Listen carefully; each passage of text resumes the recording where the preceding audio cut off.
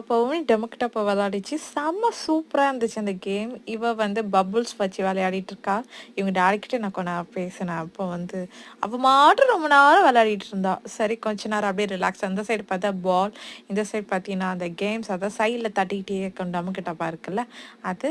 அதுக்கப்புறம் இது உள்ளே போயிட்டு அப்படியே பவுல் எவ்வளோ சூப்பரா இருக்கு பார்த்தீங்களா? மேல இந்த சைடு அப்படியே ஏறி போய் அப்படியே சல்லுன்னு வர்றது இதோ பாருங்க.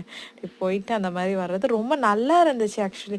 இதுக்கப்புறம் இது ஒரு மண்ணு மூட்டை மாரி இருக்கு. அத எடுத்து அந்த பொந்து உள்ள போட்டு போட்டு விளையாடுற மாரி இருந்துச்சு.